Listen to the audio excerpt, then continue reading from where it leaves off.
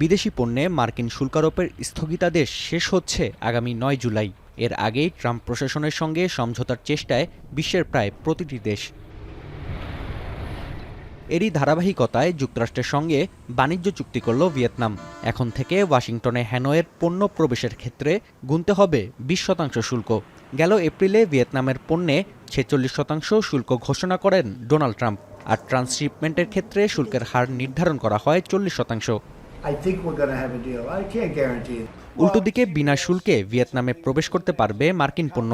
Truth সোশ্যালে দেয়া এক পোস্টে দুই দেশের বাণিজ্য চুক্তির বিষয়ে নিজেই জানান মার্কিন প্রেসিডেন্ট ডোনাল্ড ট্রাম্প। শুল্কের হারের বিষয়টি উল্লেখ না করলেও মার্কিন পণ্যের অগ্রাধিকারমূলক বাজার নিশ্চিতে প্রতিশ্রুতিবদ্ধ থাকার কথা জানিয়েছে ভিয়েতনাম সরকার।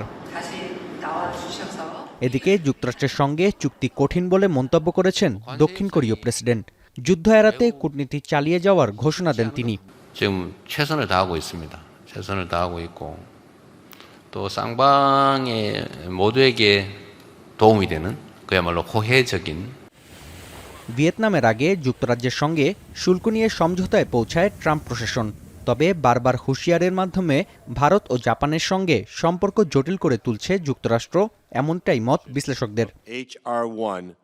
মস্কোর সঙ্গে ব্যবসা করায় নয়াদিল্লি ও বেইজিং সহ বাণিজ্য অংশীদারদের পণ্যে ৫০০% শুল্কারোপের প্রস্তাব দিয়েছেন এক আইন প্রণেতা। এই বিষয়ে সেই আইন প্রণেতার সঙ্গে কথা চলছে বলে জানিয়েছেন ভারতের পররাষ্ট্রমন্ত্রী। অন্যদিকে ৯ জুলাইয়ের আগে চুক্তিতে না পৌঁছালে টোকিওর পণ্যে ৩৫% পর্যন্ত শুল্কারোপের হুমকি দিয়েছেন মার্কিন প্রেসিডেন্ট। জবাবে জাতীয় স্বার্থ সুরক্ষিত করার প্রতিশ্রুতি দিয়েছেন জাপানের সরকার প্রধান।